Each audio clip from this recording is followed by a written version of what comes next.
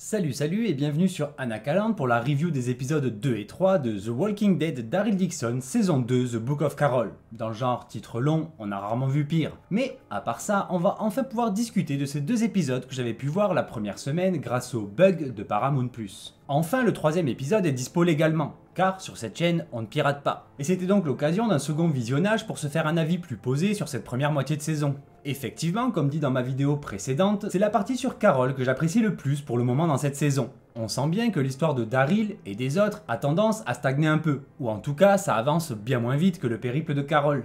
Mais le petit bémol, c'est qu'avec ce second visionnage, et passé le choc et le plaisir de revoir Carol après si longtemps, en vrai, la série a quand même pas mal de faiblesses. Son rythme par exemple, qui est très loin de ce à quoi ressemblait la franchise à ses débuts, et même pour ce qui est de l'écriture, il y a quand même quelques petits détails à revoir. Mais je pense que comme pour la première saison qui avait tendance à avancer assez vite elle aussi, là, c'est pareil, c'est lié au rythme. On ne peut écrire avec soin autant de personnages qui sont présents que quelques séquences dans toute la saison. Cependant, la série reste quand même très plaisante à regarder. Donc sans plus attendre, c'est parti pour la vidéo review des épisodes 2 et 3 qui fait presque office de bilan de mi-saison. Alors comme toujours, permettez-moi de vous inviter à vous abonner et commenter la vidéo pour manifester votre soutien pour la chaîne. Ça fait toujours très plaisir et c'est gratuit. Donc merci d'avance.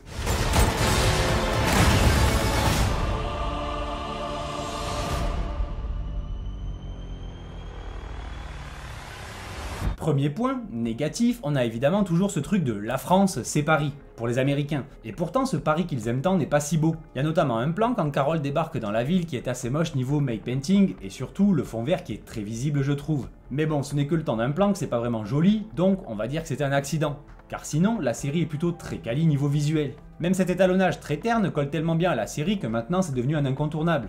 Et donc, commençons rapidement avec Daryl. Ces deux épisodes avaient tendance encore à en faire beaucoup sur le côté religieux de la série. J'en ai déjà parlé plusieurs fois, mais perso c'est un truc qui me gonfle un peu. Déjà car je trouve ça pas très réaliste, je suis pas vraiment convaincu que la France retomberait autant dans la religion, et si c'était le cas ce serait peut-être pas le christianisme, et surtout car avoir des persos aveuglés par leur foi ça va bien 5 minutes, mais c'est vite redondant. C'est leur réponse à tout, et tout le temps. Mais heureusement la plupart des persos en première saison avaient pu progresser à ce sujet, notamment Isa et Laurent, et même Sœur Sylvie qui s'était un peu décoincée en découvrant l'amour. Mais là, on repart avec la secte du nid qui tourne très vite en rond. Mais heureusement, on est bientôt sur la fin de leur existence, au vu de la fin de l'épisode 3. À mon avis, dès le prochain, il y aura moins de fanatiques en France. Après, oui, certes, le côté fanatique religieux d'un côté et pragmatiste extrême de l'autre, avec Jeunet qui est anti-religion et tout ça, ça marche toujours. Mais tout de même, c'est un peu pauvre pour le moment. Au final, ils ont même tenté de faire naître des dissensions, une sorte de complot dans les coulisses de l'Union de l'Espoir. Mais ça dure pas longtemps et ça permet pas vraiment de s'inquiéter ou de se poser les bonnes questions. Tout va un peu trop vite, genre dans l'épisode 2, alors qu'ils font un traquenard pour Daryl, et qu'au final Isa et Fallou s'incrustent, déjà c'est la merde pour eux car ils se font exterminer à 3 contre 10, et puis même le gamin, le mec de Sylvie s'est fait retourner le cerveau, et il va bien le payer d'ailleurs, c'est bien fait. Et en même temps, c'était pas une surprise, dès qu'il revient tout traumatisé, ça se sentait qu'il allait mal finir. Sa meuf le cajole, persuadé qu'il a été torturé ou autre, et lui, à ses réactions, s'était cramé, qu'en vrai sa culpabilité venait du fait que justement, non, on lui a rien fait à lui. Il a regardé les autres souffrir, mais c'est lui qui a parlé. Donc il a trahi sa foi, mais pour se faire pardonner, on lui demande de trahir le seul qu'il a jamais aidé, et qu'il a même délivré. Encore une belle preuve de ce que le dogmatisme extrême peut apporter.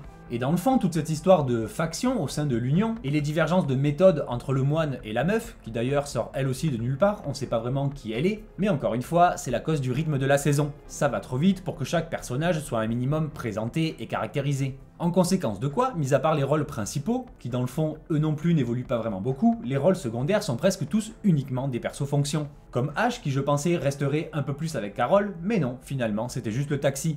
Et c'est dommage. Un des gros points forts de The Walking Dead, surtout à ses débuts, c'est que la série prenait vraiment le temps de bien introduire chaque personnage, même les secondaires ou les antagonistes. La série prenait son temps, parfois même un peu trop, on se rappelle tous de la souffrance que c'était de suivre chaque semaine la guerre contre Negan, 3 saisons c'était peut-être un peu trop, mais là avec des saisons de 6 épisodes dans laquelle il doit se passer des trucs, beaucoup de trucs, c'est compliqué d'être efficace et exhaustif. Mais bon, mis à part ce gros point faible de la série à ce stade, en vrai on s'amuse bien, la série est plaisante à regarder, jolie la plupart du temps et certains moments sont quand même très cool. Par exemple, toujours avec Daryl et la secte, à mon premier visionnage j'avais beaucoup ri devant son carnage qu'on a donc revu aujourd'hui. En effet, c'était drôle de le voir passer en mode exterminateur et dépeupler le Mont Saint-Michel à lui seul. Mais, car il y a quand même un mais, évidemment, c'est qu'en vrai, les scènes de bagarre, elles sont pas vraiment ouf. Ça sent un peu les chorégraphies sans âme, entre trop badass et pas assez de réalisme. Mais bon, En même temps, depuis mon premier visionnage il y a 2 semaines, j'ai vu la saison 2 de la créature de Kyongsong, et on ne peut nier que les Américains sont des guignols face aux Sud-Coréens pour ce qui est des combats, et même de pas mal d'autres choses aussi.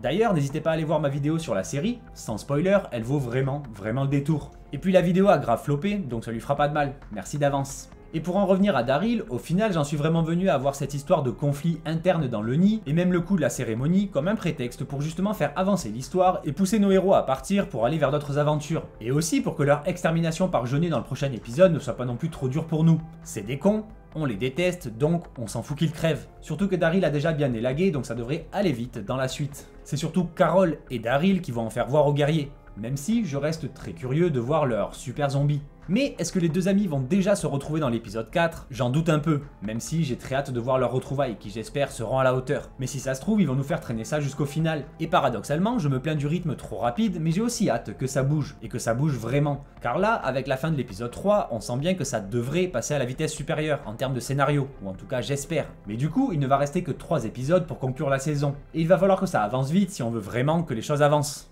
Donc difficile d'être catégorique sur l'écriture de la saison avant sa fin, je vous en dirai plus lors du bilan de fin de saison. Espérons seulement que les interactions seront un peu plus naturelles et que l'écriture sera elle aussi sans trop de raccourcis qui nous sortiraient trop de l'intrigue. Mais bref, je m'éparpille à parler de mes craintes. Revenons donc à plus intéressant. Ici on a aussi l'intrigue autour du nouveau Messie qu'est Laurent, mais on ne sait toujours pas ce qu'il en est vraiment. C'était intéressant de voir qu'il voulait le faire mordre pour prouver la prophétie, surtout que les chefs se disputent même à propos de cette notion de foi et de certitude, car effectivement si t'as besoin de preuves, c'est que t'as pas la foi. Et puis rien ne nous prouve qu'il est vraiment immunisé. Déjà que le début de la saison nous avait montré une petite incohérence. A savoir qu'en saison 1, dans les tunnels, les morts lui étaient passés devant sans même le voir, alors qu'il priait pour sa vie. Un peu comme si les rôdeurs ne le voyaient pas comme une proie. Mais ensuite, quand il s'entraînait avec Daryl, là, ils avaient envie de le bouffer. Donc, est-ce que c'est la prière qui le rend presque invisible, comme une sorte de méditation qui le rendrait presque imperceptible, ou est-ce qu'il est juste simplement immunisé? Voilà des questions qui, je suis sûr, mettront un bon moment avant d'être résolues. À mon avis, on n'est pas prêt d'avoir la réponse. Et surtout, à ce propos, la question qui se pose, c'est de savoir ce qu'il comptait en faire.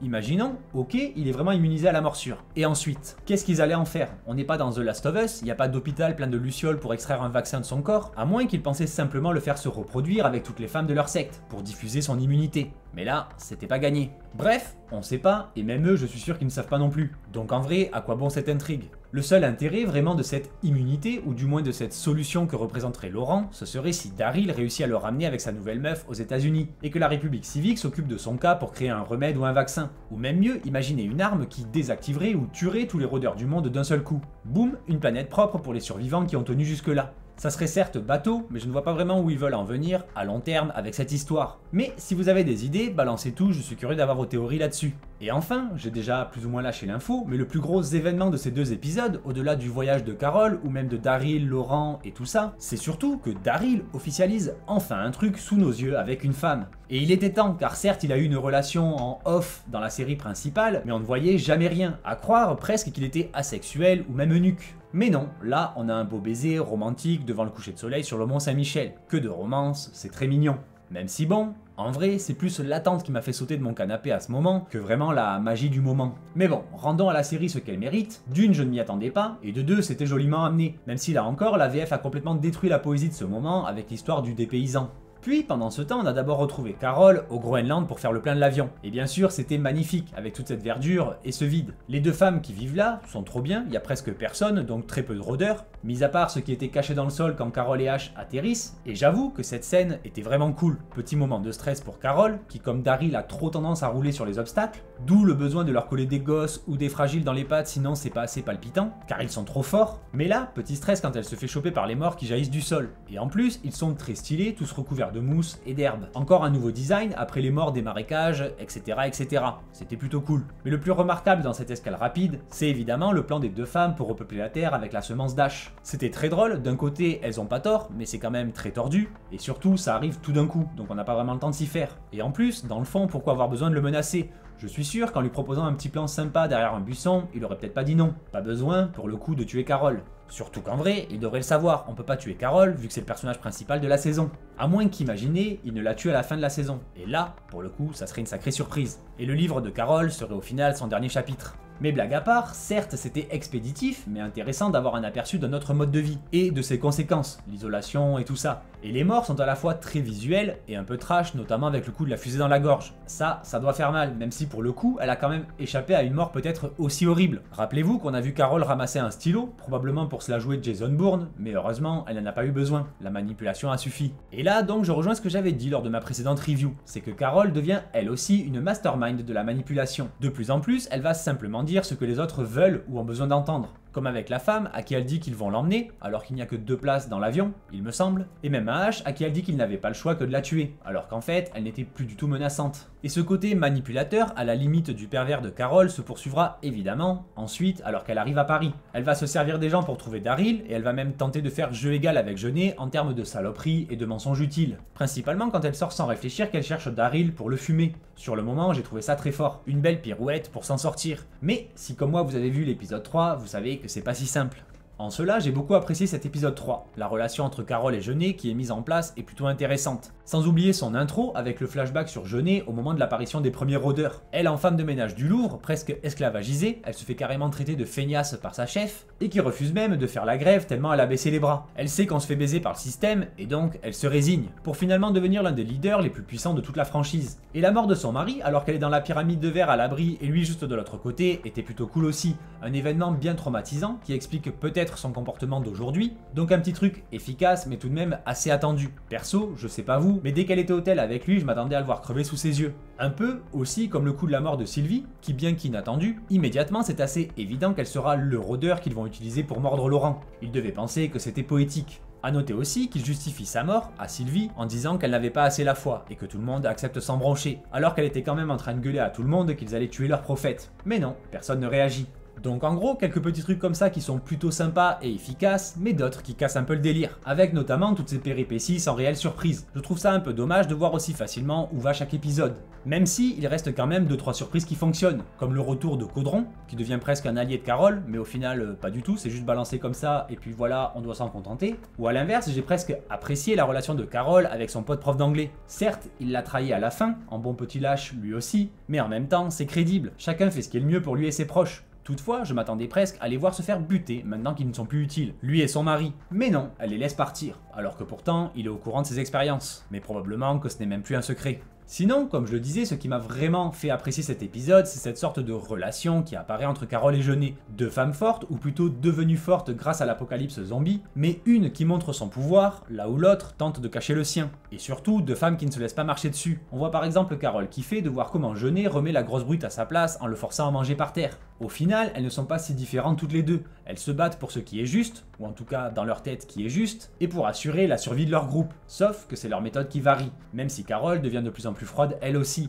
Mais Jeunet a complètement abandonné l'espoir et la compassion, là où Carol semble toujours en lien avec sa conscience. Elle a beau se comporter comme une connasse, elle éprouve des regrets et elle est consciente de sa descente vers le côté obscur. Perso, j'ai vraiment kiffé les quelques conversations entre les 2 femmes, chacune tente de manipuler l'autre, et c'est tellement naturel pour l'une comme pour l'autre que c'en est presque jouissif, même si ces comportements ne sont absolument pas à mettre en exemple. Car soyons clairs, il n'y a rien de pire qu'un pervers narcissique. Et certes, c'est pratique et cool à montrer dans un film ou une série, pour l'écriture du scénario, mais ça n'empêche que c'est le pire exemple à montrer en vrai. Mais bon, c'est pas le sujet. Là, on parlait des 2 femmes les plus puissantes de France dans la série, et leur relation, bien que très superficielle là aussi, fonctionne plutôt bien. Surtout quand ça conduit à cette dernière conversation sur la plage en face du Mont Saint-Michel. Conversation dans laquelle la manipulation de Carol tombe finalement en miettes, vu que Jeunet apparemment sait tout, et surtout qui nous annonce du très lourd pour la suite. En tout cas, j'espère. Jeunet sait tout, probablement grâce au prof d'anglais qui lui a tout raconté. Ou alors, elle est juste trop forte, et surtout, elle connaît Daryl, donc elle ne prend aucun risque en mettant Carol dans le même panier que lui. Ou alors, dernière possibilité, elle voit clair tout simplement dans le jeu de Carol.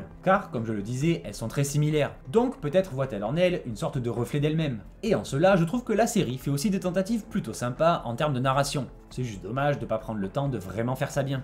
Donc cette première moitié de saison se termine sur un bon petit cliffhanger, un suspense pour savoir ce qu'il va bien pouvoir advenir de Carol, ou plutôt on sait qu'elle va s'en sortir mais on est curieux de découvrir comment. Surtout que même pour Daryl, rien n'est encore joué, vu qu'il est prisonnier dans le nid avec Isa. Ils vont assurément se servir de la panique provoquée par l'attaque pour s'échapper et rejoindre Laurent, Et je pense aussi que Falou ne va plus tenir bien longtemps. Je mets une petite pièce sur le fait qu'il sera le prochain à se faire bouffer. Mais surtout, je suis curieux de savoir ce que vont donner ces super rôdeurs et comment Isa et Daryl vont passer outre pour sortir. De plus, avec cette question, ce qui me vient évidemment, c'est de savoir si le problème Jeunet sera aussi réglé dans cette saison, ou si elle restera la grande méchante de toute la série, ce qui, dans le fond, serait clairement une meilleure idée. Ce qui justifiera sûrement pourquoi la saison 3 va se dérouler en Espagne. La bande va chercher un autre moyen de quitter l'Europe, ce qui annonce du coup aussi que Ash risque de crever. Mais comme la France est sous le contrôle de Jeunet, il faut aller ailleurs pour trouver un passage. Et là, pour le coup, ça serait assez organique comme évolution, et ça irait pas trop dans tous les sens, avec évidemment un final juste avant de rentrer au pays, sous la forme d'un méga affrontement contre Jeunet, son armée et ses morts-vivants d'élite. Et surtout, et je ne peux qu'insister là-dessus, des retrouvailles entre Carol et Daryl qui soient à la hauteur.